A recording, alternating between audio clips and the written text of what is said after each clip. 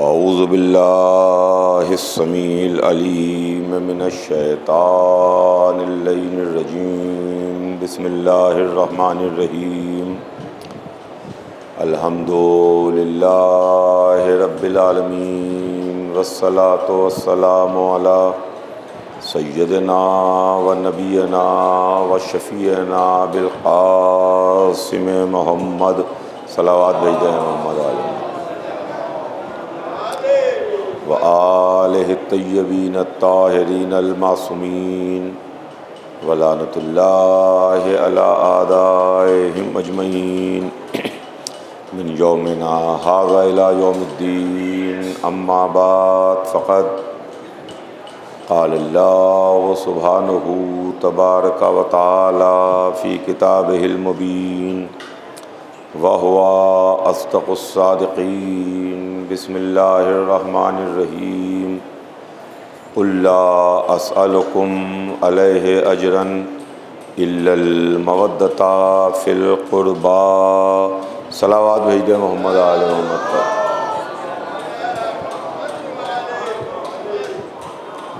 خداوند عالم قرآن مجید میں ارشاد فرماتا ہے کہ اے ہمارے حبیب اپنی امت سے کہہ دیجئے کہ میں تبلیغ رسالت کے بدلے میں کوئی اجرت نہیں چاہتا، کوئی مزدوری نہیں چاہتا، کوئی بدلہ نہیں چاہتا، مجھے تو صرف اپنے قرابت داروں کی محبت چاہیے۔ عزیزان گرامی، اس آیہ مبارکہ کے ذیل میں ہمارے اور آپ کے درمیان ایک گفتگو ہے، اور گفتگو کا عنوان یہ ہے کہ اسلام محبت والا مذہب ہے۔ اسلام محبت بتاتا ہے، اسلام نفرتوں کو ہوا نہیں دیتا ہے، اس لیے کہ یہ وہ دین ہے جو دین 1,24,000 کے ذریعے سے ہم تک پہنچا، اور 1,24,000 نے اس پیغام کو ہم تک پہنچایا۔ حضرت آدم سے یہ سلسلہ شروع ہوا اور حضور سرور کائنات پر آ کے تمام ہوا۔ اس میں 1,24,000 نبوتیں ہیں، 1,24,000 نبی ہیں، 1,24,000 کی محنتیں ہیں، جس میں آخری رسول حضور سرور کائنات ہیں، جن کو اللہ نے سب سے آخر میں بھیجا، اور جو سب سے آخر میں ہدایت کے لیے، رہبری کے لیے تشریف لائے، جنہوں نے 23 برس تک چپ اور خاموش رہ کے اسلام کی تبلیغ کی اور اسلام کو پھیلایا، یعنی 40 سال چپ اور خاموش رہ کے اور 23 برس علی الاعلان، 63 سالہ زندگی ہے۔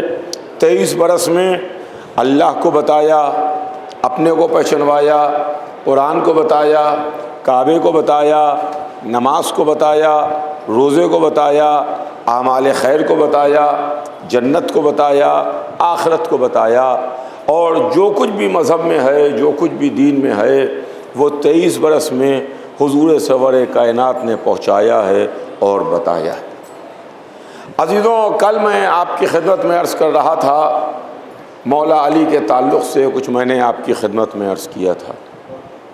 ظاہر ہے کہ وقت بہت تیزی کے ساتھ گزرتا جا رہا ہے، اور اس مختصر سے وقت میں یہ انسان کے بس میں نہیں ہے کہ وہ اس عظیم پیغام کے بارے میں بیان کر سکے، ان عظیم ہستیوں کے بارے میں کچھ بیان کر سکے جو تخلیق کائنات سے پہلے بھی موجود تھیں، اور جب کائنات کا بستر لپیٹا جا رہا ہوگا اس وقت بھی موجود ہوں گے۔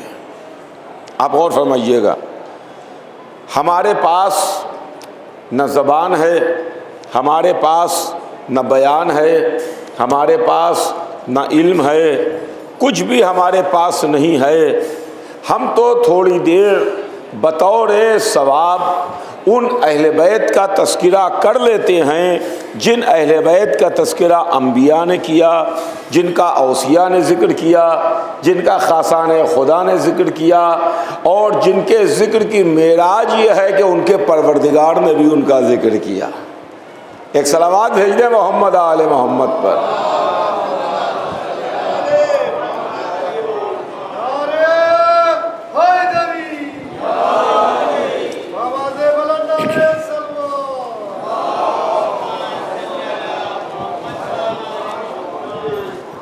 ورنہ ان کے ذکر کو، ان کے تذکروں کو مٹانے کی بہت کوشش کی گئی، کم کرنے کی بہت کوشش کی گئی کہ ان کا ذکر مٹ جائے، ان کا تذکرہ ختم ہو جائے۔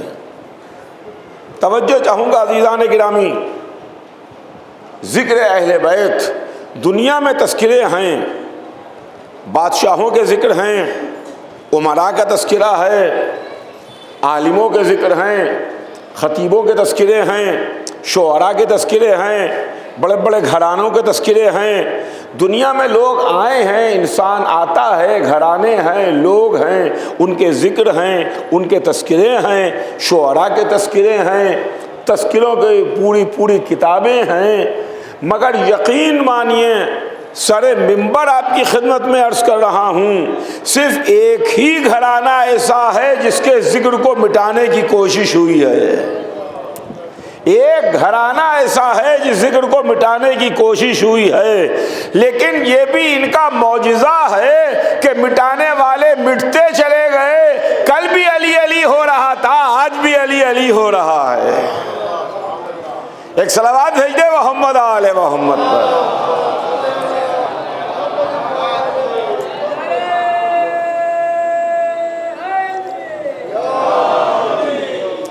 ورنہ بنی امیہ کی کوشش رہی، بنی عباس کی کوششیں رہیں، ترک و تاتار کی کوششیں رہیں، مغل سلاطین کی کوششیں رہیں، ظالم و جابر بادشاہوں کی کوششیں رہیں کہ علی کا ذکر مٹ جائے، علی کا تذکرہ ختم ہو جائے، اہل بیت کا تذکرہ باقی نہ رہے۔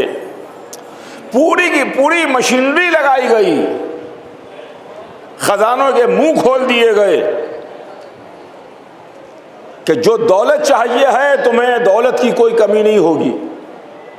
خزانہ اس کے منہ کھول دیے گئے، کیوں کہ علی کا ذکر مٹ جائے۔ پیسہ پانی کی طریقے سے بہایا گیا کہ علی کا تذکرہ ختم ہو جائے اور علی کا ذکر مٹ جائے۔ جھوٹا پروپیگنڈا کیا گیا علی کے خلاف، علی کے خلاف جھوٹی اور غلط باتیں پیش کی گئیں، اور علی کے خلاف ایک ایسا ماحول پیدا کیا گیا کہ دنیا میں علی کے متعلق جو نہیں جانتا ہے وہ یہ سوچنے پر مجبور ہو جائے کہ اچھا کوئی ایسا بھی ہے۔ جھوٹا پروپیگنڈا، خزانے کے منہ کھلے ہیں، اور حکومتیں ہیں کہ جو ان کی مخالف رہیں، حکومتیں ان کی مخالف رہیں۔ تو آپ اگر تجزیہ کیجئے اور انالیسس کیجئے تو آپ کو تین طرح کے نظریے ملیں گے، تین طرح کی چیزیں ملیں گی، تین طرح کی باتیں ملیں گی کہ جو علی کے ذکر کو مٹانے کے واسطے ہیں۔ حکومت ان کی مخالف، دولت ان کے خلاف بہائی گئی، جھوٹا تذکرہ، جھوٹا پروپیگنڈا ان کے لیے ہوا، لیکن زمانے نے دیکھ لیا مٹانے والے مٹتے چلے گئے، علی علی زمانے میں ہو رہا ہے، علی علی ہو رہا ہے۔ یعنی انسان کو اپنی طاقت کے اوپر غرور ہوا کہ ہمارے پاس تو حکومت ہے، ہم علی کا ذکر مٹا دیں گے، ہمارے پاس دولت ہے، ہم علی کا ذکر مٹا دیں گے، ہمارے پاس پروپیگنڈا ہے، ہم ان کا تذکرہ مٹا دیں گے۔ یعنی یہ چیزیں رہیں، لیکن خدا کی قسم کیا کہنا، اس کے ذکر کو مٹانے کے واسطے جو ملک سلیمان کے برابر زکوٰۃ نکال رہا تھا، جو ملک سلیمان کے برابر، وہ اتنا بڑا بادشاہ ہے جو ملک سلیمان کے برابر زکوٰۃ نکالتا ہے، اور اس کے ذکر کو مٹانے کے لیے دولت کا استعمال کہ جو ٹھوکر مارے تو سونے کی ندی بہنے لگے۔ اس کے خلاف کہ جس کا بیٹا اگر ہاتھ دھو لے تو ہاتھوں کا دھون جواہر بن جائے، اور پھر جھوٹا پروپیگنڈا، یہ تو زیادہ دم نہیں رکھتا ہے۔ کسی کے خلاف اگر آپ جھوٹا پروپیگنڈا کیجئے، ایک صاحب نے ایک صاحب کے لیے کہنا شروع کیا، ارے صاحب وہ تو نماز نہیں پڑھتے، پروپیگنڈا شروع ہوا۔ اب جب ان کو دیکھا کہ مسجد میں نظر آتے ہیں، 5 وقتہ نمازی ہیں، جماعت میں صبح کی بھی نظر آتے ہیں، ظہرین میں بھی جماعت میں کھڑے ہوتے ہیں، نماز پڑھتے ہوئے نظر آئے، مغربین کی جماعت میں بھی نظر آتے ہیں، تو آپ بتائیے یہ جھوٹا پروپیگنڈا کتنی دیر کا ہے؟ اس کی لائف کتنی ہے؟ اس کی عمر کتنی ہے؟ ان کا کیا آپ جھوٹ بول رہے تھے ان کے بارے میں؟ کیا آپ جھوٹ بول رہے تھے ان کے بارے میں؟ ارے وہ تو 5 وقتہ نمازی ہیں، مسجد میں آتے ہیں، 3 وقت نماز پڑھتے ہیں، وہ بھی جماعت کے ساتھ پڑھتے ہیں۔ جھوٹا پروپیگنڈا اپنا دم توڑ دے گا۔ علی کے خلاف یہ جھوٹا پروپیگنڈا تھا کہ علی کا مسجد سے واسطہ ہی کیا، علی کا اسلام سے واسطہ ہی کیا۔ جب علی مسجد میں شہید ہوئے تو پروپیگنڈے نے دم توڑ دیا کہ اگر علی نمازی نہ ہوتے تو مسجد میں شہید کیسے ہوتے؟ ایک صلوات بھیج دے محمد آل محمد پر۔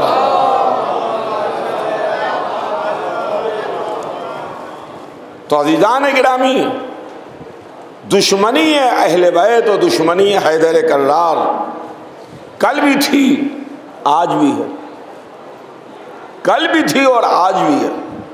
لہذا غلامان اہل بیت جنہوں نے کل بھی اس کا مقابلہ کیا اور آج بھی اس کا مقابلہ کرتے ہیں، امام حسن علیہ السلام کے کردار پہ انگلی اٹھی،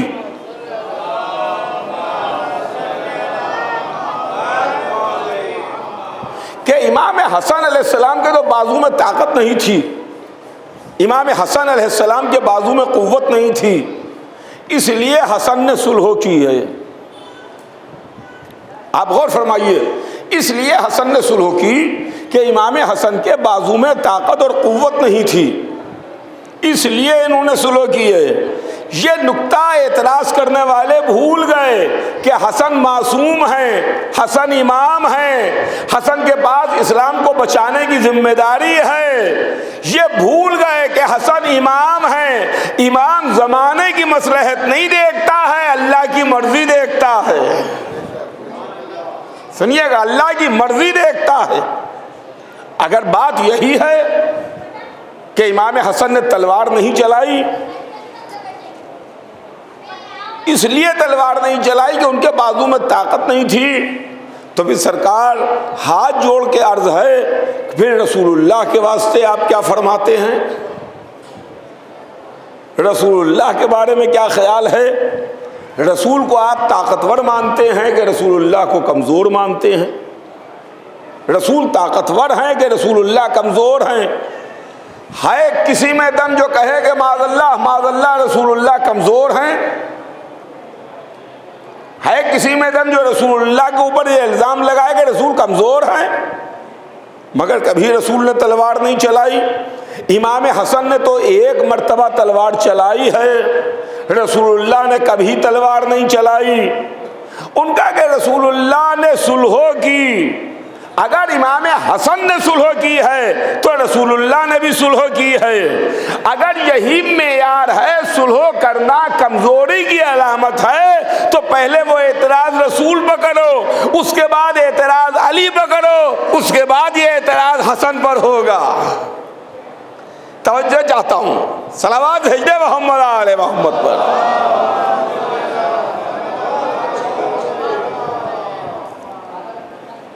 رسول نے صلح کی، صلح حدیبیہ، مولا علی فاتح بدر و احد، فاتح خندق و خیبر، صاحب ذوالفقار، لیکن بعد رسول علی خاموش اپنے گھر میں بیٹھ گئے۔ خود ایک موقع پر ارشاد فرمایا کہ میں نے اپنے دوش پر آبا نہیں ڈالی، میں گھر میں بیٹھا رہا، قرآن جمع کرتا رہا۔ میں نے اپنے دوش پر ابا نہیں ڈالی۔ تو کیا وہ دور وہ زمانہ جس میں مولا علی خاموش اپنے گھر میں بیٹھے رہے، کیا اس کو ہم یہ مانیں کہ مولا علی معاذ اللہ طاقت نہیں تھی، کمزور تھے، اس لیے علی خاموش گھر میں بیٹھے رہے، کمزوری کی وجہ سے بیٹھے رہے؟ کہ آپ کیسی بات کر رہے ہیں؟ یہ امام ہیں، یہ زمانے کی مصلحت نہیں دیکھتے ہیں، مرضی پروردگار دیکھتے ہیں۔ غور فرمائیے گا۔ لیکن امام حسن علیہ السلام نے ایک جنگ میں اپنی طاقت کا اندازہ بتا دیا کہ دیکھو ہم کتنے طاقتور ہیں۔ ایک ہی لڑائی میں اپنی بازو کی طاقت کو امام حسن نے بتایا۔ جب مولا علی خلافت کی چوتھی منزل کے اوپر مسلمانوں نے علی کے ہاتھ پر بیعت کی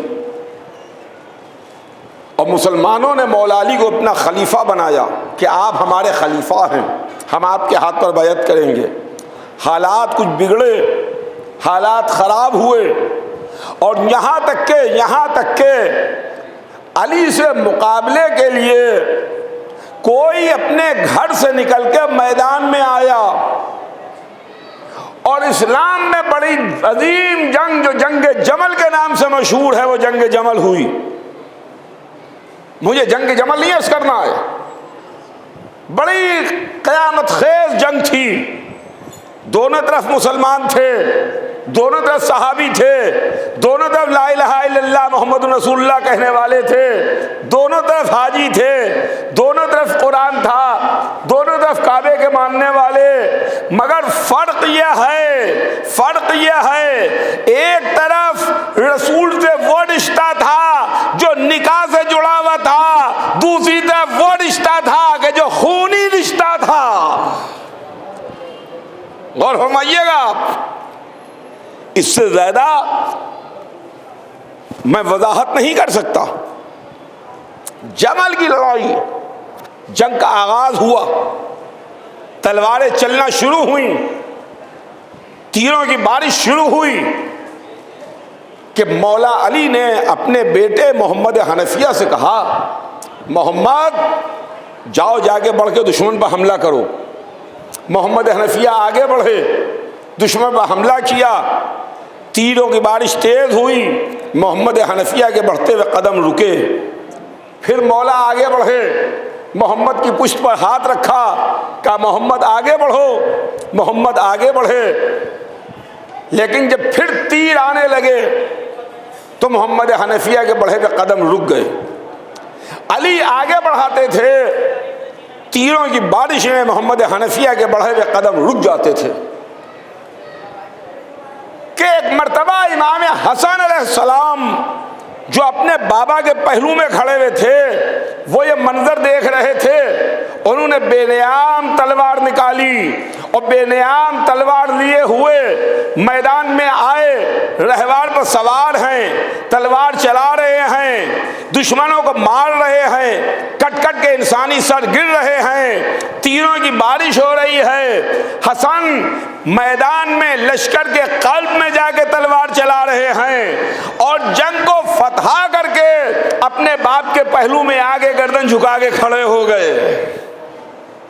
سنیے گا، اپنے باپ کے پہلو میں گردن جھکا کے کھڑے ہو گئے۔ ادھر محمد حنفیہ کھڑے ہیں، ادھر امام حسن کھڑے ہیں، بیچ میں مولا علی کھڑے ہیں۔ منظر ذہن میں لائیے، ایک طرف علی کا ایک بیٹا، دوسری طرف علی کا دوسرا بیٹا، بیچ میں باپ کھڑا ہے کہ ایک مرتبہ مولا علی نے محمد حنفیہ سے کہا، محمد کیا تم شرمندہ ہو رہے ہو؟ کیا تم شرمندہ ہو رہے ہو کہ وہ کام جو تم سے نہ ہو سکا وہ حسن نے کر کے دکھا دیا، جنگ کو حسن نے فتح کر لیا؟ ایسا نہ سوچو، شرمندہ نہ ہو، اس لیے کہ تمہارا اور حسن کا مقابلہ نہیں ہے، تم میرے بیٹے ہو، حسن رسول اللہ کا بیٹا ہے۔ ایک صلوات بھیج دے محمد آل محمد پر۔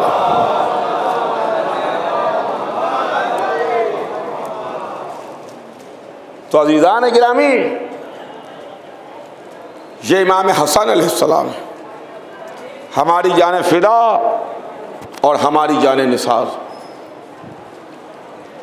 رسول کا بڑا نواسا، سبط اکبر۔ رسول کی زندگی میں بھی ہم کو دو رخ نظر آتے ہیں۔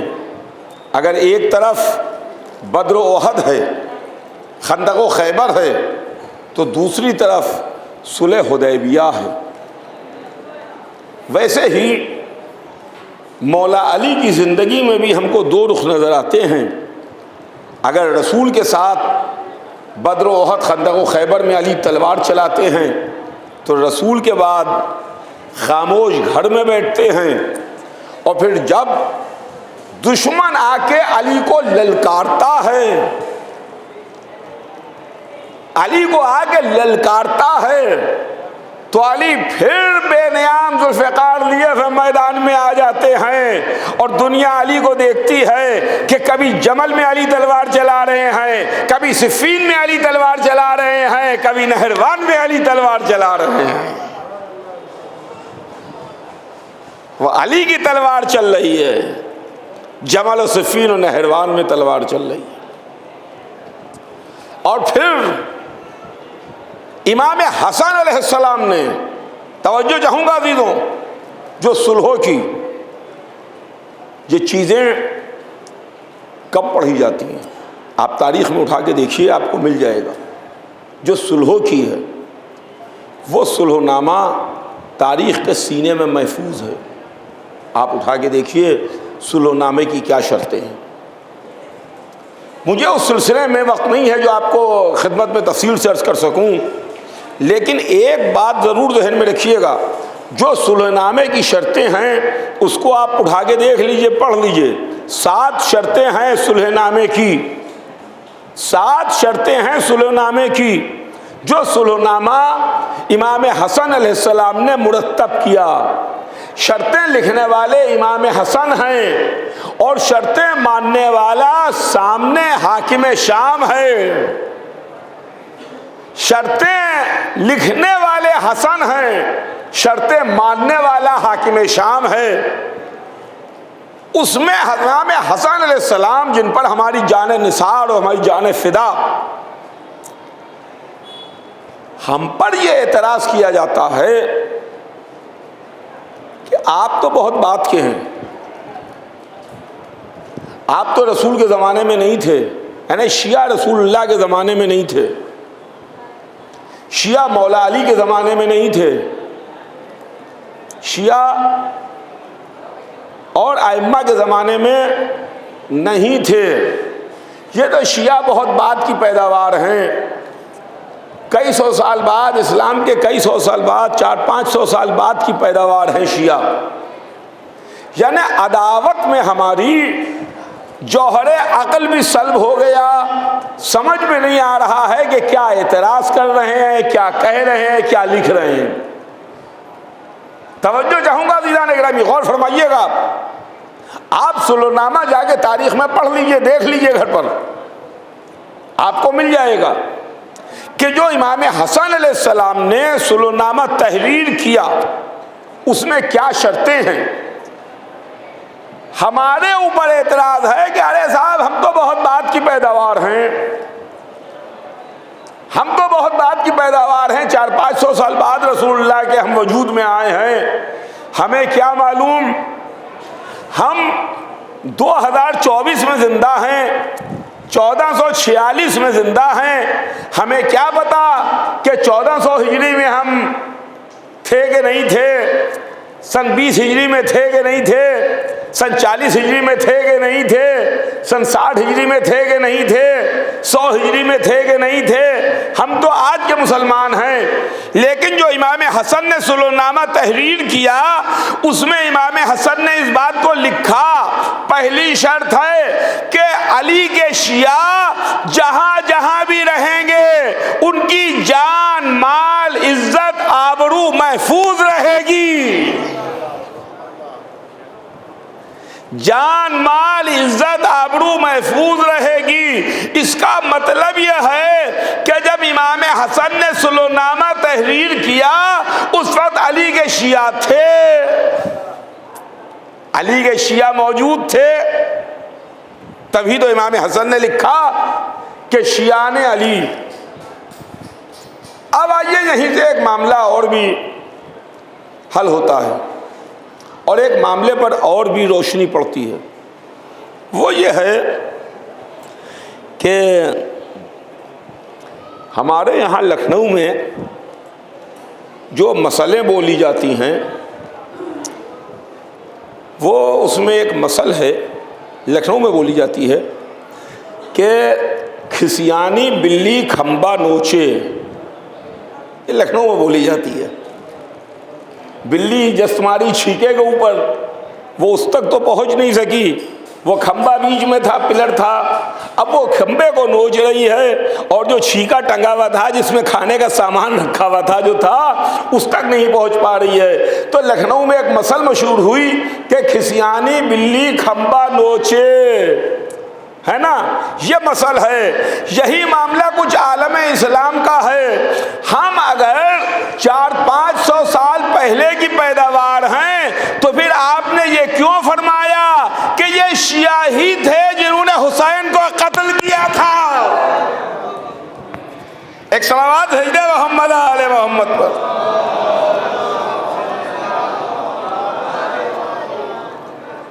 یہ شیعہ تھے، کل انہوں نے حسین کو قتل کیا، شہید کیا، آج حسین پر روتے ہیں، آج حسین کا ماتم کرتے ہیں۔ کل انہوں نے قتل کیا تھا، کل انہوں نے پانی بند کیا تھا، کل انہوں نے ظلم کیا تھا، آج رو رہے ہیں۔ یہ عزیزان گرامی ان کا اعتراض وہی ہے کہ کھسیانی بلی کھمبا نوچ رہی ہے۔ ایک صلوات بھیج دے محمد آل محمد پر۔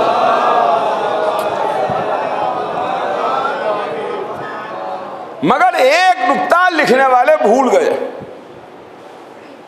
امام حسن نے جو تحریر کیا، حسن معصوم ہے، حسن امام ہے، امام حسن نے کیا لکھا کہ شیعان علی، علی کے شیعہ، لفظ شیعہ اکیلا نہیں ہے، شیعان علی، علی کے شیعہ جہاں جہاں بھی ہیں ان کی جان مال عزت آبرو محفوظ رہے گی۔ علی کے شیعہ، ہمارا مخالف یہ کہہ رہا ہے کہ صاحب یہ شیعہ انہوں نے قتل کیا، یہ شیعہ انہوں نے قتل کیا، یہ شیعہ یہ روتے ہیں۔ چلیے بہت اچھا ہوا کہ آپ نے صرف شیعہ ہی کے بعد فل سٹاپ لگا دیا، اس کے آگے نہیں بڑھے۔ تو ہم کو فکر پیدا ہوئی کہ بھیا شیعہ تو عربی کا لفظ ہے، شیعہ کے معنی کیا ہیں، شیعہ کہتے کس کو ہیں؟ جب ہم نے ڈکشنری اٹھائی اور ڈکشنری میں ہم نے شیعہ کے معنی دیکھے تو ہمیں ملا کہ شیعہ کے معنی دوست کے ہیں۔ سمجھیے گا، شیعہ کے معنی دوست کے ہیں، عربی کا لفظ ہے، ہم اردو میں بولتے ہیں کہ شیعہ شیعہ شیعہ، شیعہ کے معنی دوست، شیعہ کے معنی دوست۔ شیعوں نے علی حسین کو قتل کیا اور شیعہ روتے ہیں۔ چلیے بہت اچھا ہوا کہ آپ نے صرف شیعہ ہی لکھا، امام حسن نے لکھا کہ علی کے شیعہ یعنی علی کے دوست، آپ نے لکھا کہ علی شیعہ روتے ہیں، شیعوں ہی نے قتل کیا ہے۔ چلیے بہت اچھا ہوا آپ نے لکھ کے بتا دیا، ہمیں کم سے کم یہ اندازہ تو ہو گیا کہ وہ کون سے شیعہ تھے۔ وہ شام کے شیعہ تھے جو جنہوں نے حسین کو شہید کیا، یہ علی کے شیعہ ہے جو حسین پر آنسو بہا رہے ہیں۔ ایک صلوات بھیج دے محمد آل محمد۔ میں یہ بار بار لکھتا ہے،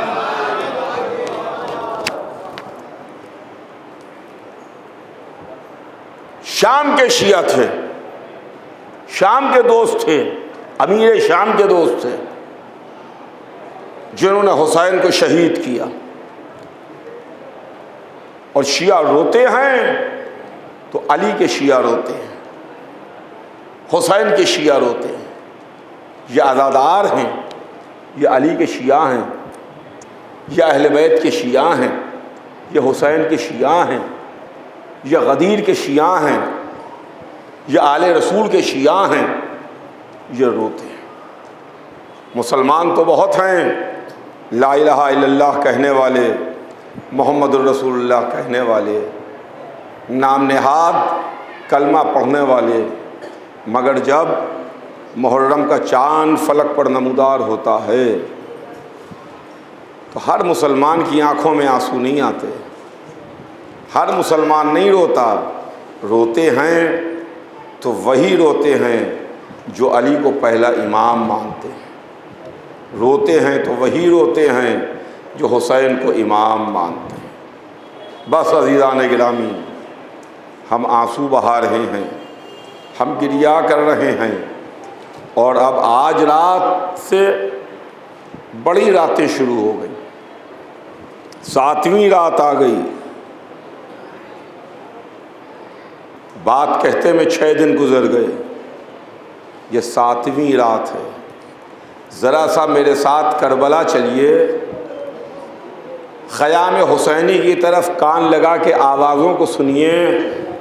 خیموں سے آوازیں آ رہی ہیں، العطش العطش العطش، ہائے پیاس ہائے پیاس ہائے پیاس مارے ڈالتی ہے۔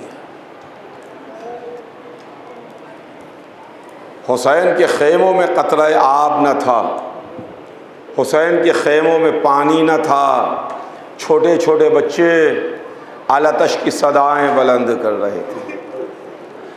اور اب وہ تاریخیں ہیں کہ ہم بنی ہاشم کا تذکرہ کرتے ہیں، ہم ان کا ذکر کرتے ہیں کہ جو محمد کے باغ کے پھول ہیں۔ آج کی رات حسن کے یتیم کا ذکر ہے، ام فروا کے لال کا تذکرہ ہے۔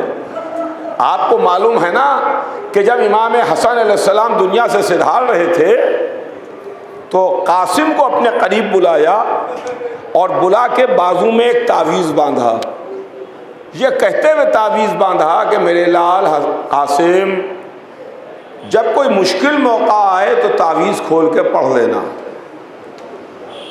امام حسن علیہ السلام کی شہادت سے لے کے کربلا میں 9 محرم تک جناب قاسم کے اوپر کوئی ایسی تکلیف نہیں آئی کہ جناب قاسم اس کو کھول کے پڑھتے، لیکن جب عاشورے کو حسین سے اجازت نہ ملی، حسین نے میدان کی اجازت نہ دی، خیمے میں جاتے تھے تو ماں بیٹھنے نہیں دیتی تھی، خیمے کے باہر آتے تھے چچا رکنے نہیں دیتا تھا۔ ایک خیمے میں جا کے قاسم بیٹھے، تعویذ یاد آیا کہ بابا نے وقت آخر باندھا تھا، وہ خط کھول کے پڑھا، لکھا تھا میرے بھیا حسین کربلا میں میں نہیں ہوں گا، میری طرف سے میرا بیٹا قاسم آپ پر اپنی جان قربان کرے گا۔ جناب قاسم خوشی خوشی وہ تعویذ لیے ہوئے، وہ کاغذ لیے ہوئے، وہ تحریر لیے ہوئے حسین کی خدمت میں آئے۔ اے با چچا، میں بابا کا اجازت نامہ لے آیا، اے چچا میں بابا کی تحریر لے آیا۔ جنگل میں حسین نے اپنے بھائی کی تحریر کو دیکھا اور قاسم کو کلیجے سے لگا کے بہت روئے۔ قاسم کو میدان کی اجازت دی، جاؤ میرے لال خدا حافظ، میرے لال الوداع۔ تاریخ میں ہے کہ جناب قاسم کا قد اتنا کم تھا کہ رہوار میں خود سے سوار نہیں ہو سکتے تھے، عباس نے سہارا دے کے سوار کیا، عباس نے بازو تھامے قاسم کو سوار کیا۔ میں کہوں گا مولا عباس آپ نے سوار تو کر دیا مگر اس شہزادے کو مقتل میں اتارے گا کون؟ رو لیجئے، جو سال بھر زندہ رہے گا وہ پھر 7ویں رات فرش ادا پر آئے گا،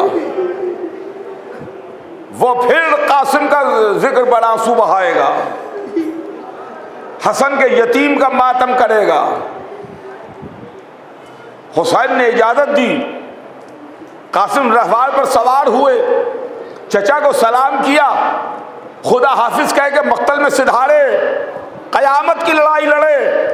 ایک بہت نامی گرامی پہلوان تھا جس کا نام ارزق تھا، بہت بڑا نامی گرامی پہلوان ارزق شامی۔ اس کے چار جوان بیٹے تھے، ایک ایک بیٹا قاسم کے سامنے آیا۔ پہلا بیٹا سامنے آیا، قاسم نے اس کو تحقیق کیا۔ دوسرا بیٹا سامنے آیا، قاسم نے اس کو واصل النار کیا۔ تیسرا بیٹا سامنے آیا، قاسم نے اس کو جہنم کا راستہ دکھایا۔ چوتھا بیٹا سامنے آیا، قاسم نے اس کو تحقیق کیا۔ قاسم ارزق کے بیٹوں کو ختم کر رہے تھے۔ میرا دل کہتا ہے کہ جنت میں روح علی روح حسن کو مبارکباد دے رہی ہوگی، میرے لال جمل میں تو لڑا، کربلا میں تیرا بیٹا لڑ رہا ہے، کربلا میں تیرا لال لڑ رہا ہے۔ یہاں تک کہ ارزق شامی خود نکل کے آ گیا۔ قاسم نے ایک بار میں اس کے قصے کو تمام کر دیا۔ قاسم تلوار چلا رہے تھے، قاسم لڑ رہے تھے کہ ایک مرتبہ لڑتے لڑتے، تلوار چلاتے چلاتے قاسم کے پہلو پر وار ہوا، قاسم کے پہلو پر نیزہ آ کے پڑا۔ جیسے ہی پہلو پر وار ہوا، گھوڑے سے زمین پر آئے، آواز دی یا اماں، ارے میرے چچا، ارے میرے چچا، یا اماں ہو ادرکنی، یا اماں ہو الاجل، اے چچا مدد کو آئیے، اے چچا جلدی مدد کو آئیے۔ ادھر سے حسین چلے، ادھر سے عباس و علی اکبر چلے۔ اب جو پہنچے تو قاسم دنیا سے سدھار چکے تھے، قاسم دنیا میں نہیں تھے۔ حسین نے منہ پر منہ رکھ دیا، ارے میرے لال تیرا چچا آ گیا، قاسم تیرا چچا آ گیا۔ بس آخری مرحلہ تھا۔ ہر شہید کے جنازے کو، ہر شہید کے جنازے کو حسین اٹھا کے لائے۔ میت کو حسین نے اٹھایا، لیکن کسی شہید کے جنازے کو اٹھانے کے لیے حسین نے حصیر نہیں منگائی، حسین نے چٹائی نہیں منگائی۔ لیکن جب قاسم کا جنازہ اٹھانے کا موقع آیا تو حسین نے کہا کہ چٹائی لاؤ، حصیر لاؤ، اس لیے کہ قاسم کا جسم پامال ہو گیا تھا۔ حصیر میں قاسم کے جسم کے ٹکڑے رکھے۔ ام فروا تمہارا لال آ گیا، قاسم آ گیا۔ مادر خیمہ بڑھائی، شکر کا سجدہ کیا، پالنے والے تو نے میری قربانی کو قبول کیا۔ واہ قاسمہ، واہ مظلومہ کی صدائیں۔